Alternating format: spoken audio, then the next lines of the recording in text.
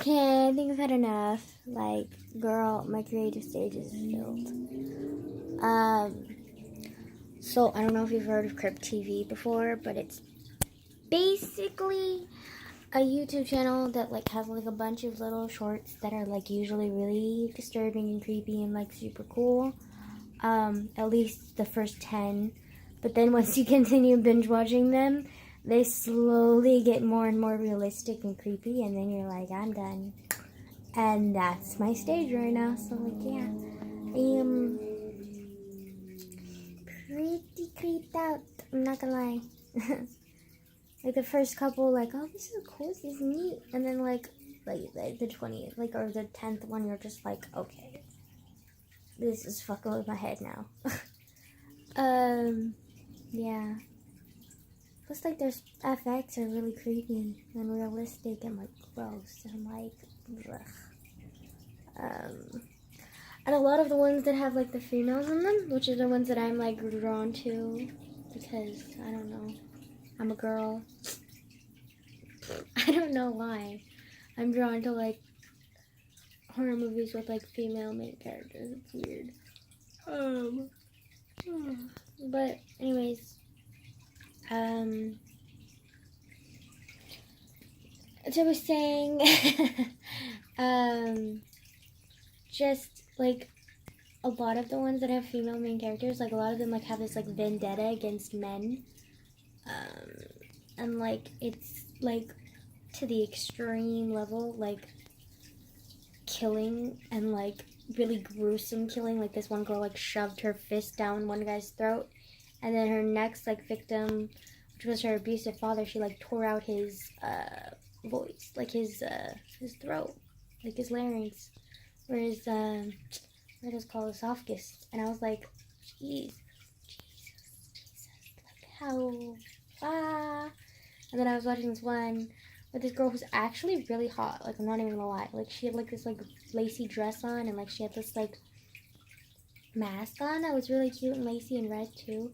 Which personally, like, I love masks. Like, they just like add mystery and like adorableness and like literally so cute. Okay, anyways, so they better like they should probably are like damn uncomfortable though. Like, imagine like being suffocated by lace. Like, that's just whoa. Okay, anyways, but like she like lures this guy over from a party, and is all like, she never really says anything. She's just kind of like, hi, I'm sexy, come follow me.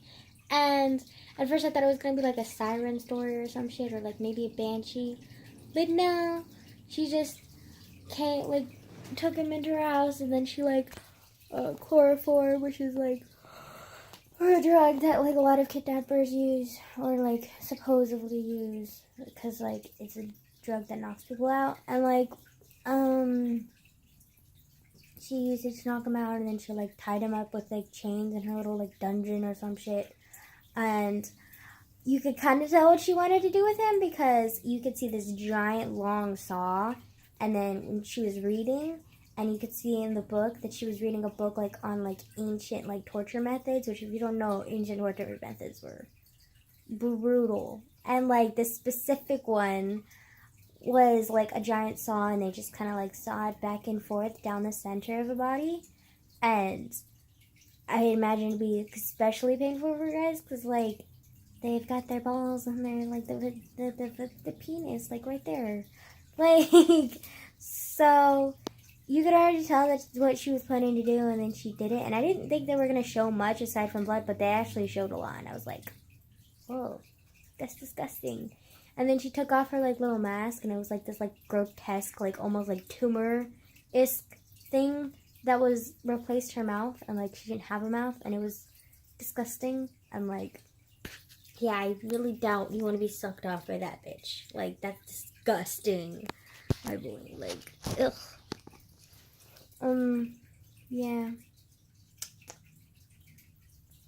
I don't know. It was cool, but gross. Like, it started getting to me. So I was like, yeah, this is where I put a stop to it. Because, like, if it gets to me too much, then I get, like, freaked out and I can't sleep. So, yeah. It's fun for a little bit, but then, like, limitations. Yeah. And then there was this one other story that was really cool. It was, like, a Wendigo story. and it was basically about this dude who's like you kind of just, a lot of the reason why I love Crypt TV though is because like there like hardly any dialogue in most of their stuff. In most of their videos, like there's hardly any dialogue, which I love in movies. And because like you just get to assume stuff on your own and figure it out on your own, and like it's hard to miss things and like everything, and like, so yeah, I mean it's easy to miss things, so you have to really pay attention and like you immerse yourself into the story, and it's like really cool.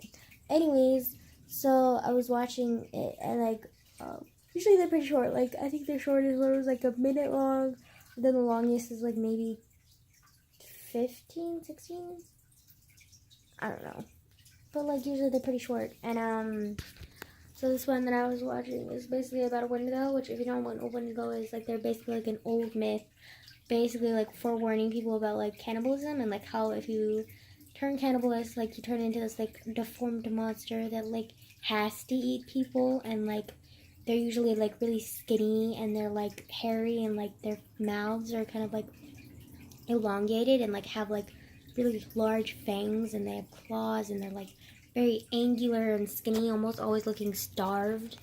And so yeah, not the most glorious ending if you want to survive by becoming a cannibalist. And so that's like the story with like Wendigos or whatever. And it's like, I think it's like a myth, like a legend a long time ago that was like kind of like to scare people off from cannibalism, because I think back in like the Middle Ages, like cannibalism wasn't like common, but like it wasn't like rare either, you know, like people weren't opposed to doing cannibalism if they needed to, you know. And of course now we have like better morals and stuff, so like now we know like cannibalism is fucked up, but like they had to warn people somehow, if it wasn't by law, like that cannibalism is not okay, so like they created the Wendigo. But anyways, like the Crypt TV took the Wendigo and turned it into one of their little short films, and it was like this guy, he's a hitchhiker, and he was with this other dude, and immediately it's grotesque because like you could see him digging into his intestines and like eating his intestines, and then randomly like the body just starts, like he looks to the right of him, and a lot of times like they foreshadow like what's going to happen to the character if you pay attention enough, and that's what happened here, because like he heard this like weird noise, so he looked to the left, or to the right. He just looked to the side. I don't know if it was right or left, okay? I don't know why I'm making up these like sides. And he looked to the side, and he saw like far off in the hill, like there's like this grotesque figure with horns. I forgot Wendigos have horns too, and like he was kind of like gangly, and he was like, oh, and then he was just like, okay, and then he got distracted again because like he heard talking and laughing, and he was like, what the hell is that? And then he looked down, and the friend or the body that he was eating from was talking to him, and he was like, oh, I don't blame you for being hungry, but you shouldn't have eaten him, at least not in these woods. And he was like, now you're part of the Montague or something, which is basically like their new name for Wendigo, I guess. And then he started sprouting horns, and it was really grotesque because like he started sprouting horns, and then he like shed his like skin, and like so like his like jaw and everything like was seen in his muscles, and then those grew out, and like fangs, and like it was just really gross looking. And he had like horns too, and then he roared, and then like the body that he was eating from started laughing more. And then what was even funnier, at least to me, was like the monster, the newly formed monster now, or the Wendigo, was like continuing to eat from the body, and the body was laughing, because I think that's like the spirit of the Wendigo, and that's what they were like implying, and so he was laughing while he was being eaten out of. So like that was pretty funny. Yeah, and then there's this other one. Like some of them were funny. Some of them are funny whether intended to be or not, but like I thought that one was particularly funny. But and then a lot of them like have a lot of vengeance in them. Like a lot of them, like the main character is like a victim, and then they find this like spirit or this monster, and it like avenges them, either by possessing them or just kind of like being their little guardian, which I think is kind of cool. What was I gonna say? But I watched this one that was actually intended to be funny. It was actually really funny. I loved it. It was a parody of The Exorcist, and the exorcist was like being all like gross and like disgusting and like possessed this girl and like was like being like the exorcist, you know? And the mom like called this priest and was like, please, priest sir, like, Father, help, like, I can't do it anymore, like, I don't know how to do anything. And then like he went in there and like the possessed girls all like being all like you know, demon like, and he's like, hey, is that you, blah blah blah, insert name here because I don't remember the name. And he was like, yeah buddy, oh my god, are you? And then they were like all catching up like old friends. And he was like, yeah, I've been with this guy for a couple of times now. The last couple times he's possessed people. Like, I've been there. And then they're just kind of, like, talking like old friends. And, like, the mom is, like, all confused. She's like, are you gonna, you know, get along with it? And he was like, oh, yeah, sorry. And then he was like, yo, you gonna make this easy for me? And he's like, nah, man. And then he, like, proceeds to, like, puke on him. And he's like, yeah, not easy for me. Are you gonna be? And then it just, like, fades to black. And I'm just like, oh, my God. Like, fucking hilarious, man. Like, oh. Just the FX effects, too. Like, they're just so impressive and, like, cool. And I love the Crypt TV. But, like I was saying, like, after a point, it gets kind of a bit much. Oh, and then there's this one that I'm still trying to figure out. Like, it's, like, I think it was, like, some kind of, like, creepy-ass cult. And this girl, like, literally on her birthday, either her birthday or, like, her little brother's birthday, but she, like, literally, like, slaughtered her entire family and steals one of their hearts, and, like, ties it up in, like, a t-shirt or whatever, and is, like, walking, and, like, you don't really know where she's walking to. She's actually pretty cute, though. She kind of looks like Velma. I'm not gonna lie. Like, Velma from Scooby-Doo, you know?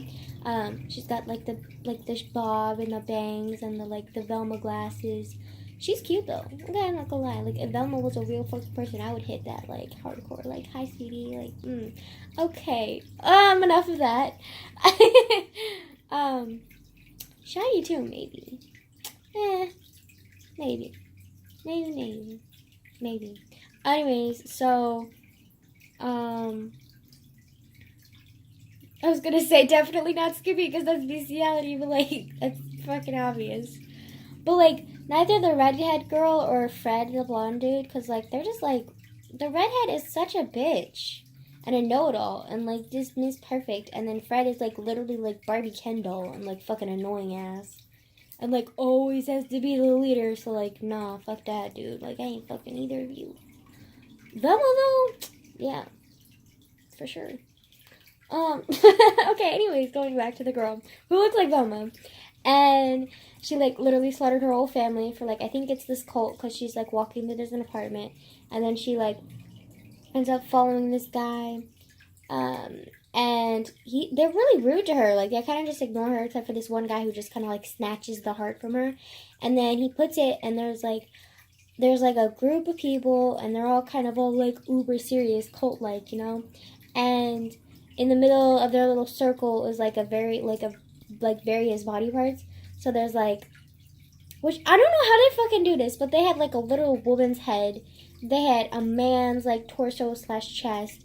And then they had, like, a few arms and legs. And then, of course, the Velma lookalike's heart. And I was just like, what the fuck? And then, like, so Velma kind of, like, creeped in on their little circle. Because they didn't invite her. They were kind of fucking hella rude to her.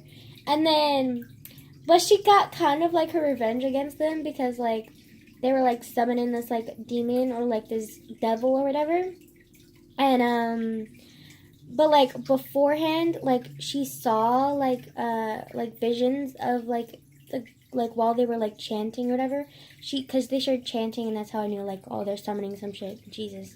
But, like, she's, like, saw, like, you could see, like, her seeing, like, these little visions of, like, this lady, like, coming out of the blood, and it be super bright and scary, and so she, like, took, like, I don't know where she pulled this out from, because she was wearing a skirt. Like, did she just pull it out from her asshole, like a video game trick? Like, Jesus. Anyways, so, like, she took out, like, this, like, hella long, like, handkerchief or some shit, and she took her glasses off, and she covered her eyes and ears with it, and then, like, everyone was continuing chanting, and then, like, when the demon rose, or the devil, or whatever the fuck it was, rose, like, everyone, like, started, like, screaming, because they were, like, bleeding from their eyes and their ears, and then all of a sudden, like, everyone combusted, and At least that's what I assume happened, because it didn't actually show it. It just showed them, like, bleeding from their eyes and the ears. And then it panned to the Velma-looking girl, and she was all, like, covered up, still, like, standing there just waiting. And then all of a sudden, like, you could see, like, body parts and, like, blood spew on top of her. And so, like, I assume that they just combusted. But then magically, when it went back to, like, the demon or whatever, the devil figure, like, there was not a spot on the floor. There's no blood. There's nothing. Like, it literally looked like there's nothing there at all. And I was, like, really confused because, like, what the fuck they do? Like, teleport? Like, what the fuck, dude? Like, did they, like, demon, like, envelop them? Like, what the hell happened here? And the demon came up and she was walking all, like, cool and shit and, like, got her little, like, slit eyes and, like, her eyebrow arch was super cool, too, and she was red. And she literally had no clothes on. Like, her tits were out. She had, like, some jewelry on, too. And then she had, like, this, like, weird, like, wrapped... Oh, my God! I just now realized!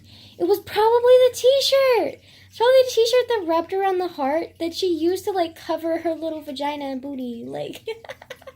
I'm sorry, I don't know how to, like, pronounce it, because she just kind of wrapped the t-shirt around her waist. Like, how funny. Okay, anyways. So, like, she walked up, and she was like, your God has arisen. And then she took off, like, the handkerchief off the Velma lookalike's eyes, and then the Velma lookalike started laughing, and then, like, it faded to black. And, like, it was just so weird and bizarre, and, like, I still haven't figured it out, but, like, it's still funny. And I just love those kind of movies where you just kind of, like, had to think about it and figure it out on your own, and, like, it's pretty cool. I like it. Yeah. Also, there's a series that they have going on, which kind of like, but kind of don't like. I don't know. It's like I have mixed emotions about it. But basically, it's called the Sunnyside Family Cult, I think. And basically, it's what it sounds like. It's a cult.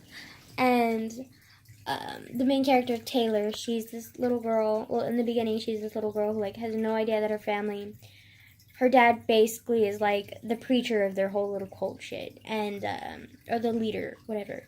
And her mom is, like, the side chick, like, being like, hi, guys, like, I help the father, like, and she has no idea that they're, like, part of this, like, little gang cult thing, which supposedly they kill people for justice and, like, blah, blah, blah, blah, blah, whatever. And she finds out that when she was, like, 9, and then, like, freaks out about it, and her mom explains it to her, and that's, like, basically when you get, like, the dealio, like, this is a cult, like, they're in a cult, like, this cult, like, protects the family, and, like, blah, blah, people are initiated by killing other people, like, just, there's a lot of fucked up shit, but they, like, justify it because it's justified because they're bad people. That's why they're called the Sunnyside Cult.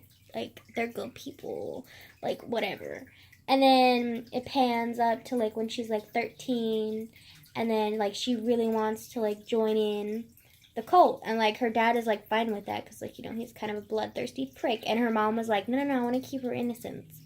And she's, like, rebellious, and so she sneaks out anyways and, like, ends up, like, killing this dude. And her dad gets pissed off because her dad is like, no. Her dad is, like, hella fucking controlling. Like, he's a control freak. And he's like, no. I didn't, like, your mom said no, so you shouldn't have gone out. Like, you dare disobey us ever again, I will, like, put you in your place. Like, you don't dare disobey me, you don't do anything against my rules. And then that was the end of that episode. And then the next episode, she's, like, 17 almost, and she's, like, with this guy. And, like, they're supposedly, like, rebelling or whatever, and, like, they're, like, hanging out in the pool area or whatever. And, like, she sneaked with him to the shed or something because they hear a light or some shit. And then, like, this is supposed to be her initiation, so she was supposed to kill him. But then she got all scared and chickened out, and her dad got pissed off and killed him anyways. And was like, you should have done that. Like, it would have been better if you did that. Like, what the hell's wrong with you? Like, we've been training you for this your entire life. Like, quit being such a child about it. And, like, blah, blah, blah. And then, like, another episode, like, she's, like, redeeming herself because she's at a party and, like, she kills, like, a bunch of people. Like, literally all of the friends, supposed friends that she has at the party, like, she kills. And then, like, her dad is, like, all proud of her, and, like, the other groups of the cult family are, like, all proud of her because, like, she initiated or whatever. And then, The next episode, she's all alone and like depressed and like PTSDing because she's like, oh my god, like I killed people, like oh my god, like my family like is terrible, like oh my god, and she's freaking out over it, and then she like makes a friend who's kind of like a rebel like she is, but she like loves her friend and she gets like over like attached to her friend, and then her friend has like a boyfriend and she hates her friend's boyfriend and blah blah blah blah.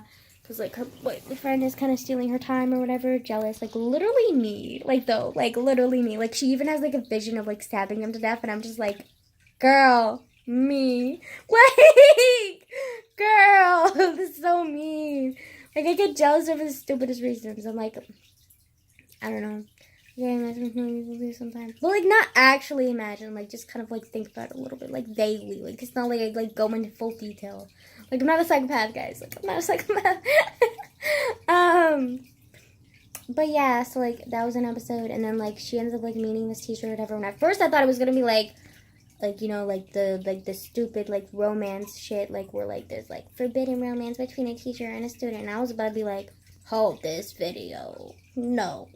But then it wasn't, and it was kind of weird. And we ended up finding out that like this dude was actually not a teacher. He's actually a past member of the cult, and like he was friends with her dad, and like blah blah blah blah. And then apparently like he has like this vendetta against the cult because I think he was kicked out or some shit. And then the last video for the second season was like he kidnapped her, and like it was a big deal, and like everyone was freaking out over it, and like blah blah blah blah blah blah blah blah.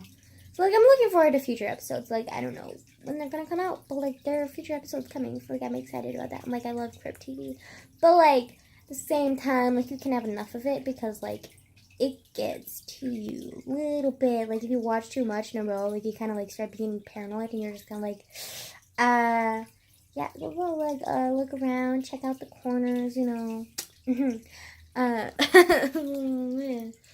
Yeah.